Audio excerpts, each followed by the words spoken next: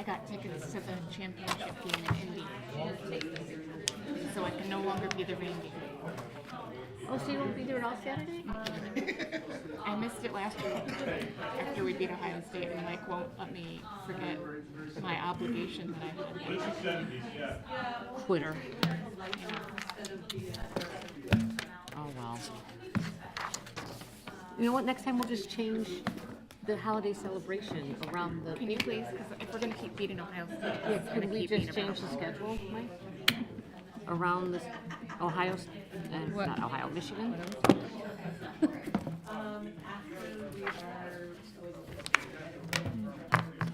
And who's favored to win, you think? I think Michigan is, because I think they're playing Purdue. So they look better record. There you go.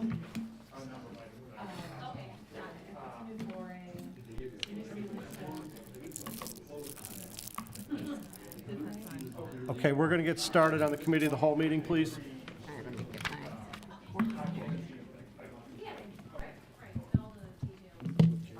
We're good.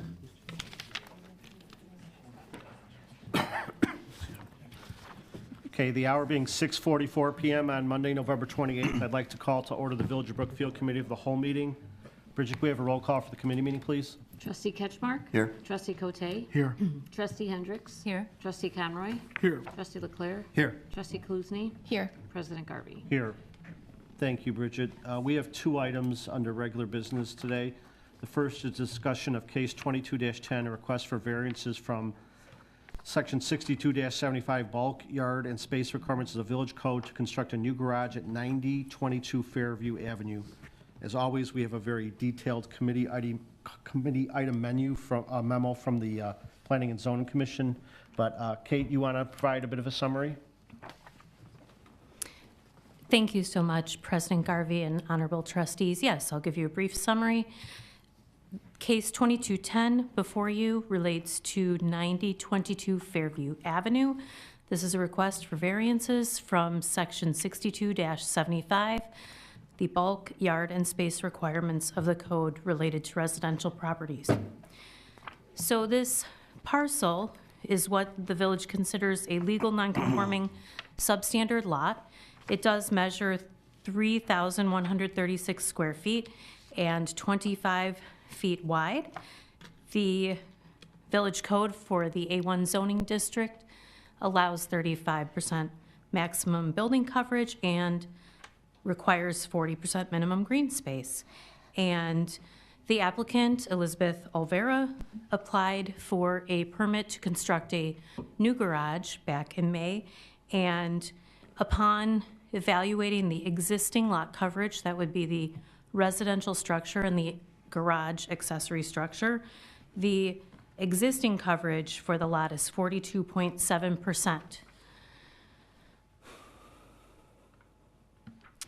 And where that leaves the applicant in terms of their options is that the code does allow for normal maintenance on non-conforming structures, but if you reviewed the Planning and Zoning Commission packet, the applicant submitted photographs of the condition of the garage, and their contractor also verified that normal maintenance would not sufficiently remedy the condition of the garage, so therefore they did opt to make an application to the Planning and Zoning Commission to seek these variances.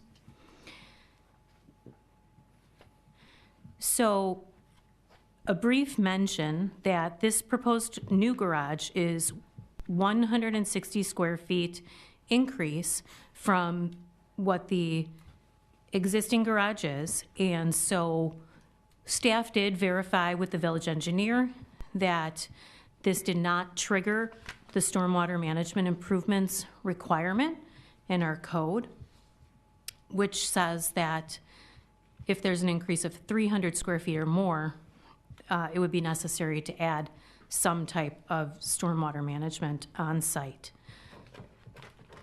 So, as noted here, on November 17th, the Planning and Zoning Commission issued a unanimous favorable recommendation, which was 5 ayes, 0 nays, and 0 abstains, to approve the following variance request. The applicant has applied for a garage of 437 square feet, which is below the minimum, or I'm sorry, excuse me, the maximum that you're allowed on a substandard lot. And so the first variance request is to increase the building coverage to 47.7%.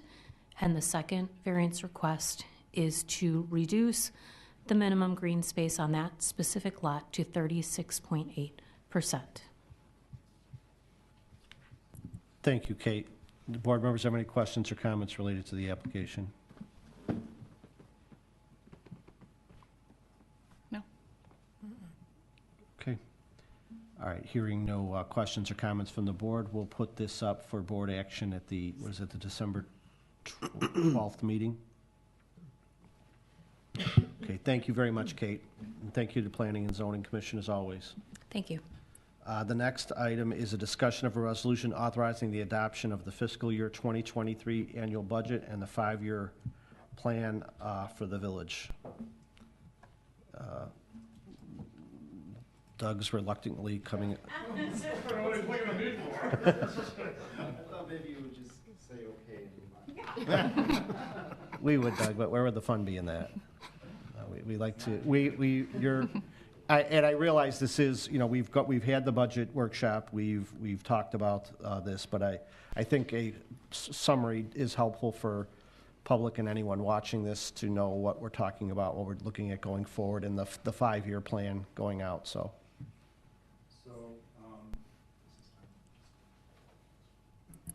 It is now. So tonight's presentation is going to be regarding the 2023 budget. I know that we had a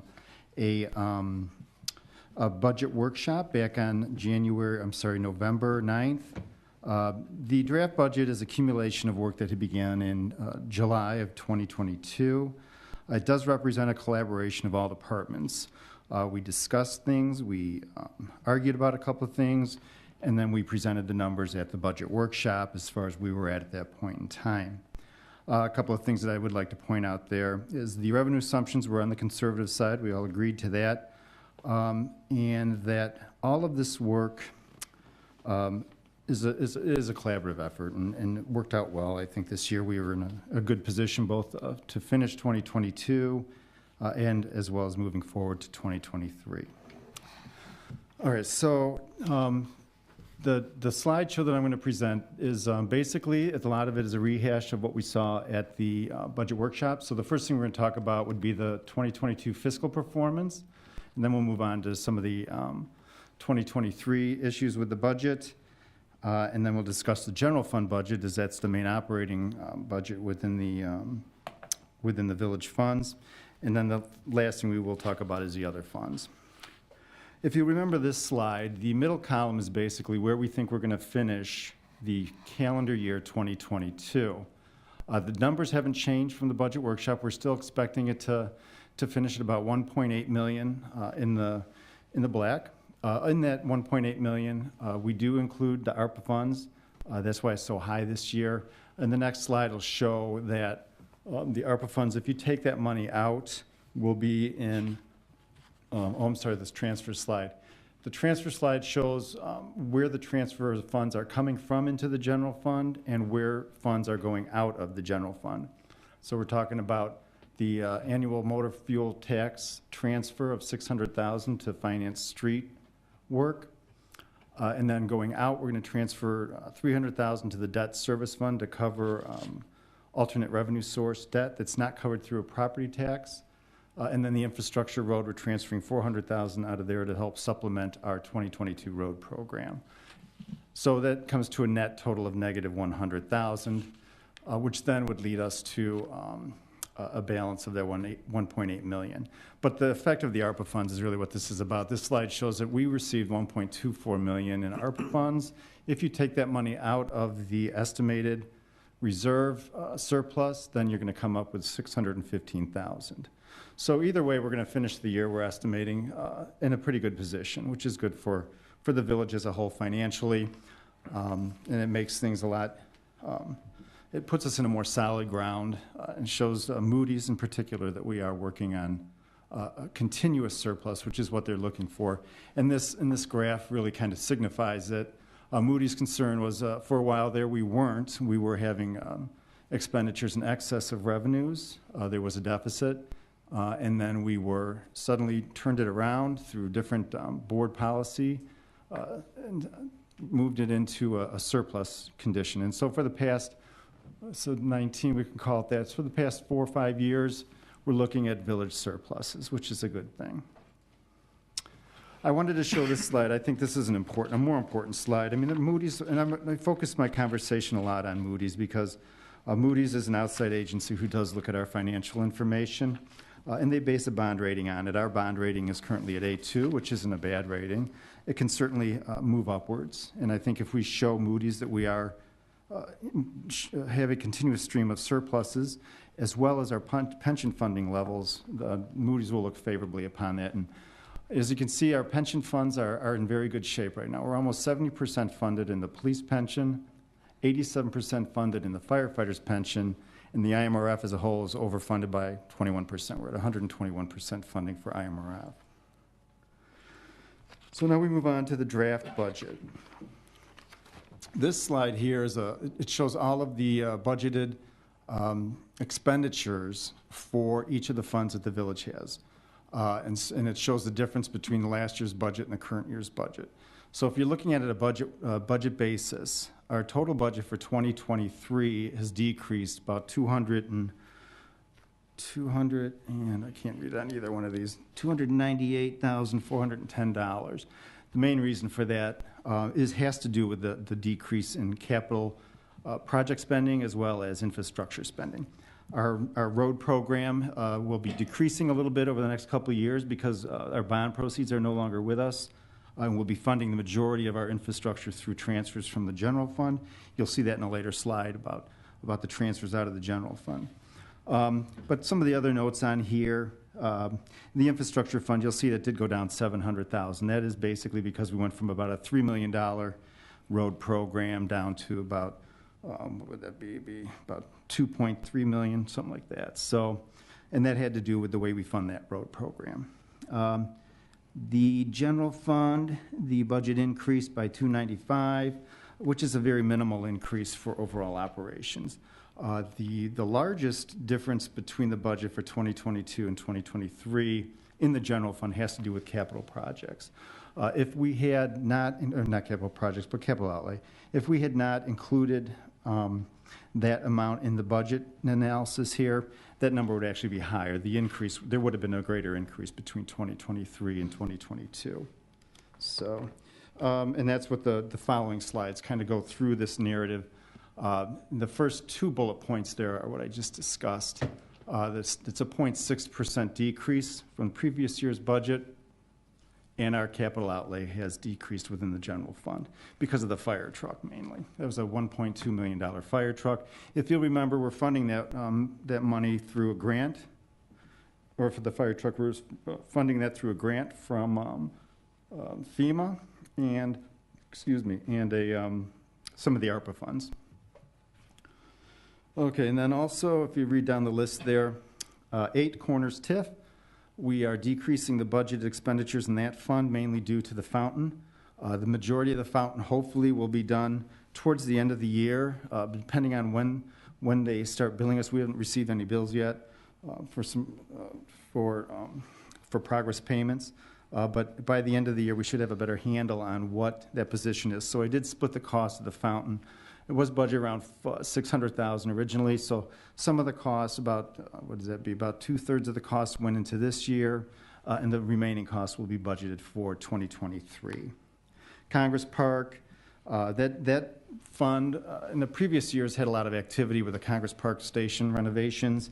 This year, the 2023 budget, we're not anticipating wholesale construction within that fund, so most of the costs there are going to be a small administrative costs. And because the Congress Park TIF does not generate any TIF funds at this point in time, those costs are funded through a transfer of funds from the Ogden Avenue TIF. In the Ogden Avenue TIF, The largest, they do have a lot of money in that fund. We were allocating a lot of that money towards future potential development within Ogden Avenue. There's a lot of things that may be going on in connection with the economic, I forget the name of that company that they're coming out there and going to be working on Ogden Avenue, but there's some projects that could entail. So we reserve some of the money for potential development within that area, if it occurs. And then the 8 Corners in Grand Avenue. 8 Corners, again, the main project there has to do with the fountain in the Grand Avenue TIF. We're not sure what our monies are going to be within that. We are expecting to get our first distributions of the second installment sometime this month. The tax bills went out and everything like that. So, Where's the Grand Avenue TIF? I'm sorry, Grand Boulevard.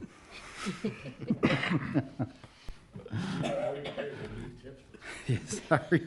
Slip that one in. Grand Boulevard. I do apologize for that. This is not the first time I've made that error, and I do apologize for that.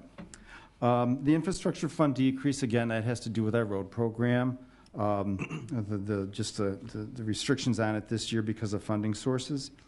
Our Parks Project Fund, there is an increase of $325. We're budgeting money for 2023 for the Ellert Park Tennis Court project that will resurface the tennis courts. That's going to be funded by some grant money as well as Village General Fund monies. And the Water Sewer Fund, the increase in expenditures there has to do mainly with anticipated water main replacement program as well as the lead service lines, for which the board foresaw the need for these types of improvements and adjusted the water rate accordingly. So that's all built into the 2023 budget in the water fund. I know there's Derek has some stuff online. He's already starting design work for those for the water main replacements. I'm not exactly sure where they are. Okay, so the next slide here, the next 2 slides are actually in connection with the general fund. So the total general fund, if you go to the next slide, that's really the more important one. If you look at the bottom number there in the 4th column over, the 3rd column over, that's the net surplus we're expecting in the general fund is $139,802. It's relatively small, but if you look at 3 lines above that, you'll see the transfer out there is $1.8 million. That $1.8 million transfer out of the general fund is mainly going into our infrastructure fund to fund our 2023 road program. Going forward, unless the board decides accordingly different funding options, we will be funding our road program mainly out of excess revenues from the general fund. And that's how it was before the bond proceed projects went. So that's an important line item. The revenues, like we went through at the budget workshop, those are all based conservatively. I made no adjustments of them from the budget workshop. We still show strong estimates for sales tax and income tax, as well as our property taxes. You'll get the property tax levy that's coming up in the December meeting. We are having, I think the increase is going to be 4.89% is what we're going to be presenting over to the Cook County for extension purposes.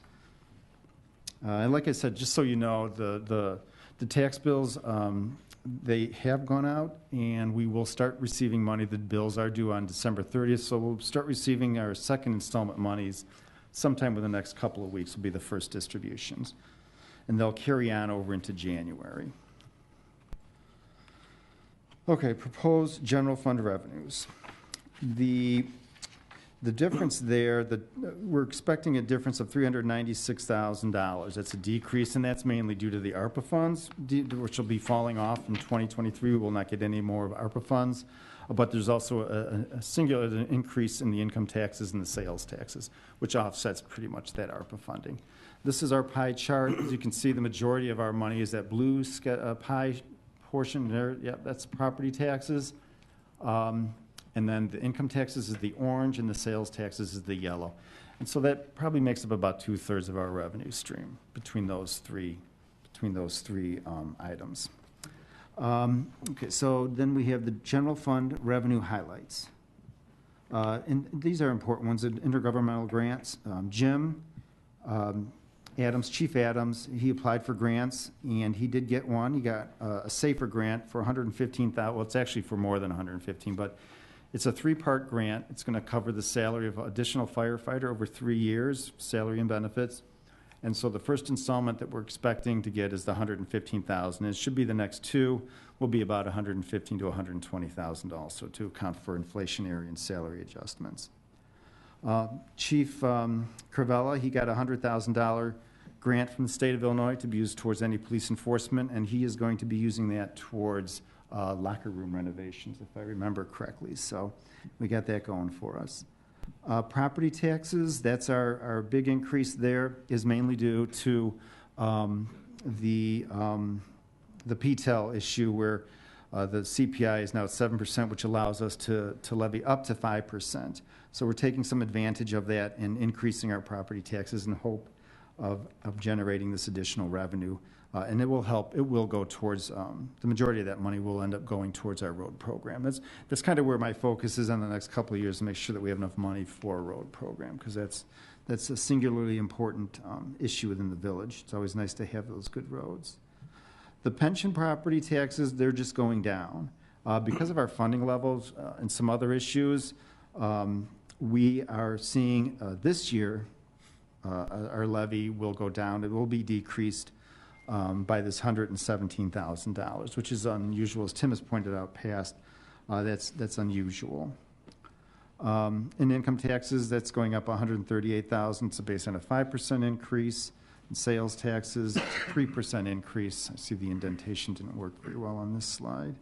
And so forth and so on down the line. The ambulance charges still remain strong. $1.2 million budget, which is a $200,000 increase over last year. So those are pretty much our revenue highlights. And we move on to the expender highlights within the general fund. Look at that. Our difference is only $152,000 increase. And again, that's a small increase. It's based solely on my opinion is it's based solely on the differential of that fire truck. There's a $1.2 million fire truck. This is the pie chart, better understanding of where our expenditures are at. Over 50+% is strictly salary and benefits, and that next orange piece there is the pension contribution. So that looks like it's probably about, it's 55, probably 70% of our budget goes towards salary issues, salary benefits and pension. Okay, so here's the important slide. These are our general fund expenditures, significant items for 2023. We have budgeted $275,000 for new ambulance, and we're hoping to use ARPA money to fund that. And the next one is the trust work. That project was budgeted originally in 2022, but the bids that came in were not as good as we had hoped. So we carried that over and raised the budget amount from, I think it was at 150 or 100 something, I forget, but now we've bumped it up to a more realistic 220,000 based on changes within the economy over the 2 years. Again, below that are our vehicles. We've talked about enterprise fleet management and the number of vehicles that we're leasing and the issues that they're having. Hopefully those will all be cleared up. This year in police, fire, and public works will get their vehicles. Let's see what else we got on there. Oh, the security camera system, I think, is an important item that's going to help law enforcement. There's the locker rooms are next. And then the new firefighter paramedic position, that's the additional firefighters. So now we'll have 18 full-time firefighter paramedics. And this additional cost of $115,000 will be covered through that SAFER grant that we had previously mentioned. And the rest of the stuff we've gone through before at the budget workshop. Smaller dollar values, but nonetheless, they're still important to the village as a whole. And then this is the fund balance. So the surplus here that we're looking at in the general fund, estimated as of 2022 is going to be about 22%, 21.94%. Our goal is a 25% of policy. That's what we had set up a long time ago, a while ago. We just were never able to meet it through various measures taken by both the board in budgeting as well as in revenue adjustments. We're able to inch closer and closer to the 25%, which is good. So This slide here, we're estimating it to be, we're almost there on that one. That's if everything works out the way that we hope it works out. And then the other fund highlights, we kind of touched on them already with the motor fuel tax fund, transfers to infrastructure and street maintenance, Ogden Avenue, hotel motel tax. Oh yeah, hotel motel tax. We are looking at budgeting additional $30,000 right now set aside in the hotel motel tax for a potential marketing program.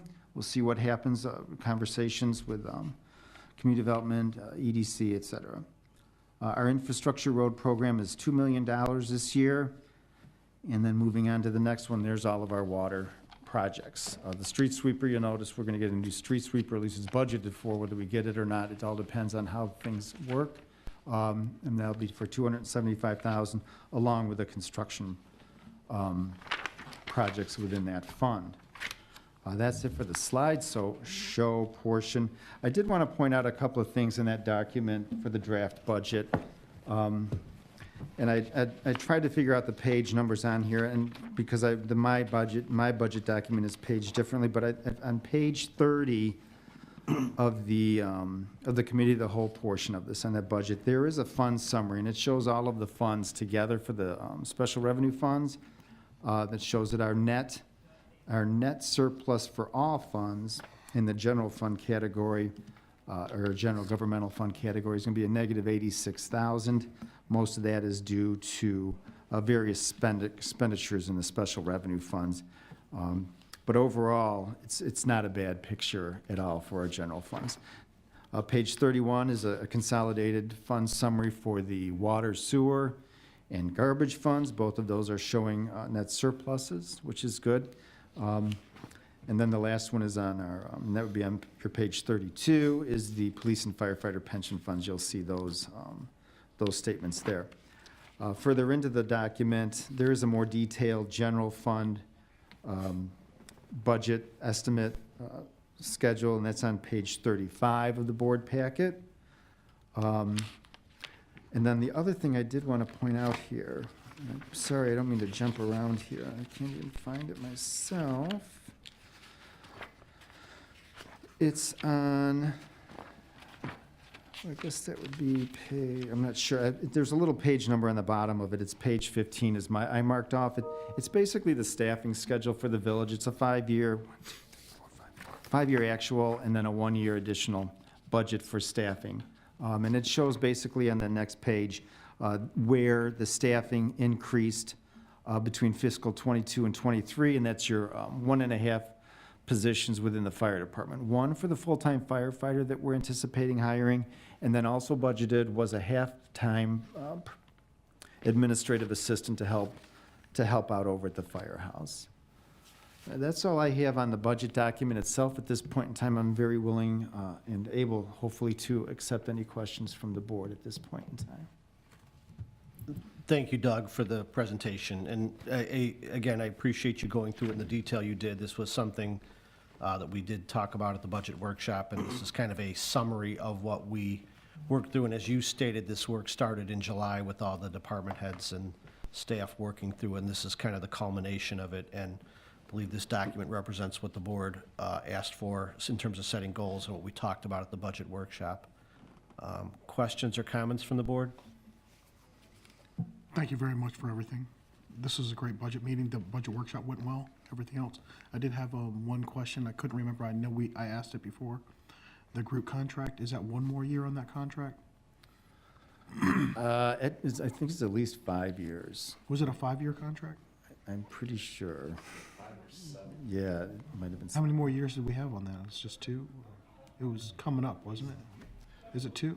I believe it's at least 2 years. Okay. So many years that Groot has not called about it. Oh, well, that's a good thing then. All right. All right, thank you. Any other questions or comments from the board? Thank you for everything being so thorough and for all the department heads' contributions to it. Appreciate it. Thank you. All right, so we will, we're going to have a busy meeting on the 12th. We'll deal with the levy and the budget and other things on the meeting of the 12th. But wanted to put this up for just discussion and a summary. Doug put a lot of work into this with all the help of all the department heads, so if there's no further questions. That ends the items we have under regular business. Once again, I'll open it up to public comment. Anybody on my right? Anybody on my left? Okay, hearing no public comment, it's my understanding there's no need for executive session this evening. So at 7:12, I'd entertain a motion to adjourn the committee of the whole meeting. So moved. Second. Motion was made by trustee Kaluzny, second by trustee Hendricks. Roll call, please. Trustee Ketchmark? Aye. Trustee Cote? Aye. Trustee Hendricks? Aye. Trustee Conroy? Aye. Trustee Leclerc? Aye. Trustee Kaluzny? Aye. Motion passes. Okay, we're adjourned at 7:13 PM. Thank you for coming, everybody.